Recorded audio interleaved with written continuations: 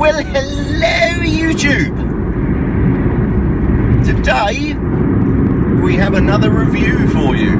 I'm in a work vehicle because my company car has been screwed up by Quick Fit. So I thought I'd give you a look around at what I'm driving now. Right after this.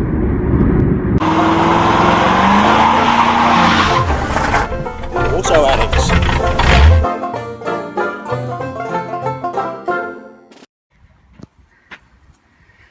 So this is what it's resulted in.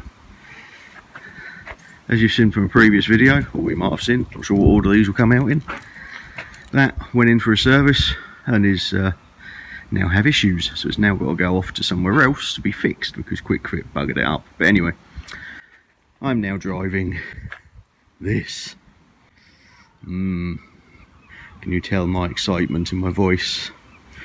A 14 plate diesel Fiesta van with 110,000 hard miles. But let's have a look around it. So, well, it's Fiesta shaped. Yeah, it is what it is. Missing wheel trim, mirrors that have got indicators in them, bird poo on the roof. There's a fuel filler cap. There's yeah. It's just a Fiesta van. There's how do people do reviews on modern cars? It's a modern car. It's van Fiesta shaped. Yeah, look, this side has two wheel trims and no windows in the back because it's a van. The standard Ford front end, which actually I quite like, to be fair. It is what it is. It's quite an attractive little vehicle for a small van, and yeah. So there's not a bad space in the back, to be fair. Little cubby boxes, which to be fair are a bit awkward to reach because they're right at the back there. Couple of tie down points, but you know that's what you'd expect from a small van. Yeah. Quality. Listen to that. Let's listen to that again, shall we? Oh yes. Look, even get a spoiler to go fast van. It's, inside we have lots of nice plastic,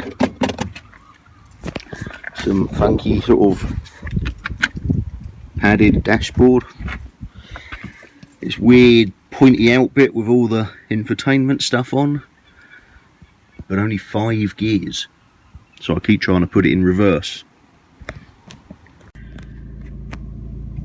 So inside, from where I'm sat, I have a basic sort of display there. Ignore the thing, tyre pressure warning thing. I've got that also there. I don't like the fact the Ujima flips on the steering wheel are on the left. They should be on the right. And I don't like the fact this is all shiny because it blinds you. There's this weird thing here.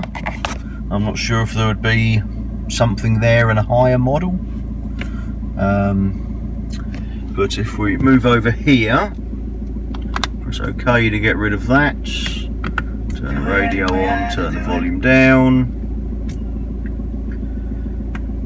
We have obviously CD, a radio, which is DAB, auxiliary, phone, which obviously we have phone there, and menu for your eco modes and your hill starts and all that sort of stuff.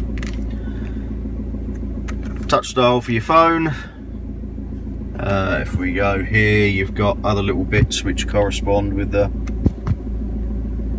bits down the bottom there. So like if you press that one there, it brings up the text and you can see it's Rylan on Saturday. The one next to it mutes, and then obviously you have your tuning and everything there.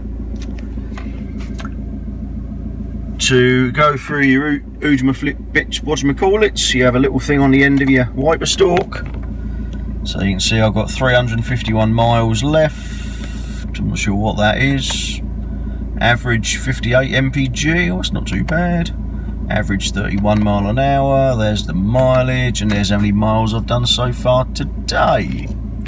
We have an automatic dipping rear view mirror. Zoom back out. Somehow, there we go. I don't mind that, to be fair. I don't like all this big sticky out bit, and as you will see, or hopefully see if it comes out on the video, I don't like the massive dashboard on these modern cars because it all reflects in the window.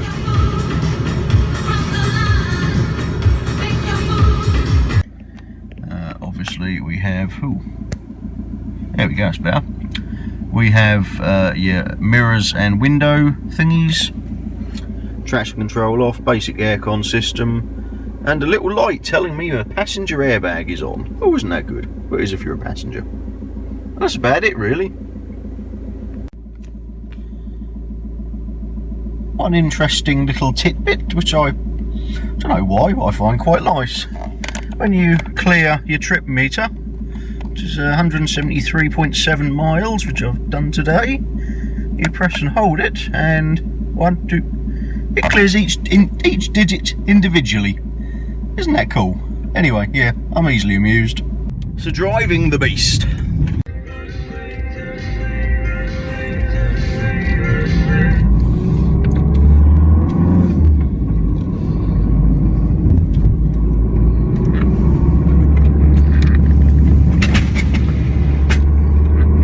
So it's quite a nippy little thing.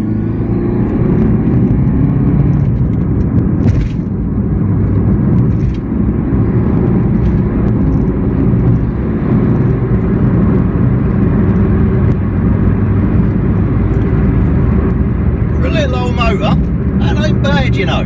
People want to get themselves run over, obviously. Fucking hell, Lemmy is alive. But anyway, the air conditioning in this is fucking useless. You've got to have the fans on full to get any sort of airflow out of it, and then you can't hear anything. I don't like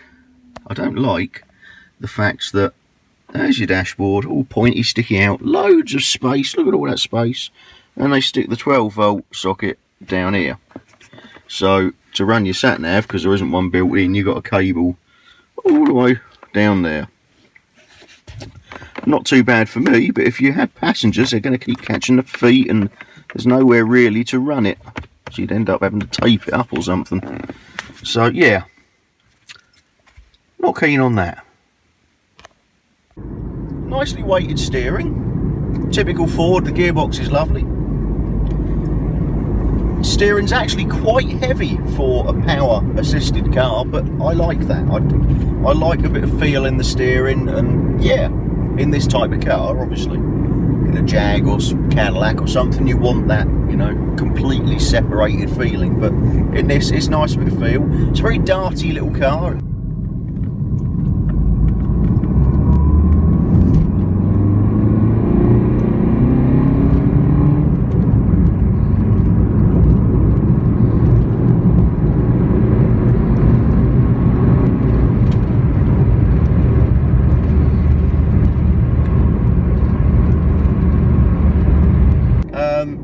I think the normal car version probably would be a little bit better. This seems a little skittish on the back end, but I think it's just because being a van one, there is just no weight back there. And I haven't got it full up. I've only got a toolbox and a couple of bits and bobs in there.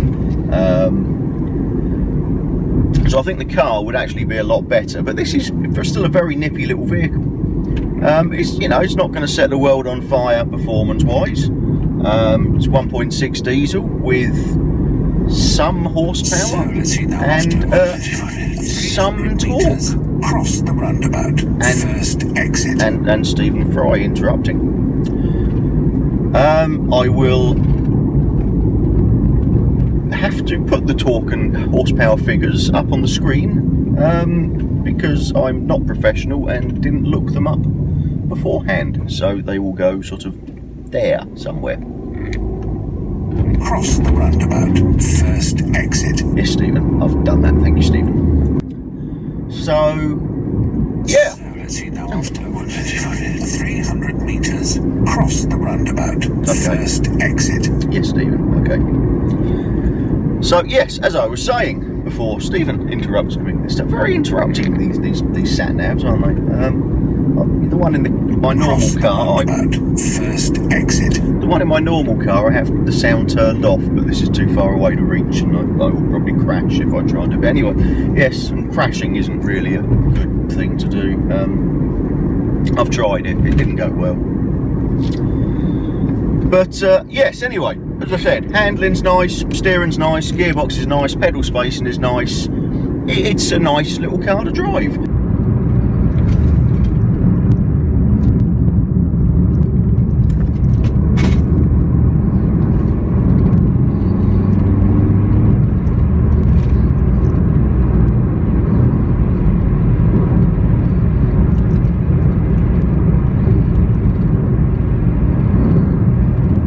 Town, it's quite a nippy little thing. It's quite darty. The very short wheelbase does mean it's not a brilliant ride. It's quite a bumpy ride, quite a bouncy ride, but that's, you know, short wheelbase for you. But it is quite a darty little car. The steering's quite heavy actually for power steering, which I quite like. It's, you know, you've got plenty of feel to it. Very much like the Focus was. It was very nice steering to it. As you can feel, I mean, this isn't a particularly rough road, but just that short wheelbase, it just makes it not the best riding vehicle, but you know, it is what it is. Again, it's quite a loud vehicle in general, a lot of engine noise and tyre roar, but as I said, it is a van, not a car, so the sound deadening is limited. So we just come up here. The brakes are quite sharp. I'm still struggling a little bit with the brakes. They are a bit sort of on off, not exactly very progressive, more like a switch. But yeah, as you sort of, I don't know how well it comes up, but you know, every little thing in the road you are feeling it. So the ride is quite poor.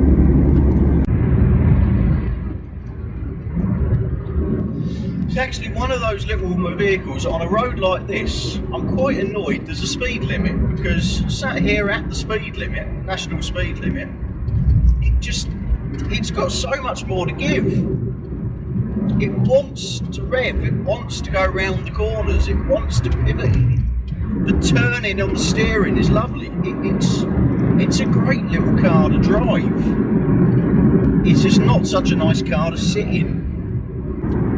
It's actually not a bad little motor for what it is for a little commercial vehicle. As I said, I personally would, I think a lot of the back, unless you're putting big things in, it is pretty pointless, because smaller stuff, if it goes to the front, you're sort of basically climbing in it to get it out again. Obviously there's no side doors on this, but other than that, it's not a bad space in the back. So there's a couple of tie downs and bits and bobs. You've got a nice solid bulkhead behind you, so things aren't going to ram into the back of your seats. Bearing in mind this is a 6-year-old vehicle, the equipment levels for a van aren't bad. Obviously you haven't got pop-out screens and sat-nav and all the rest of it, but you know, this is a 6-year-old van basically.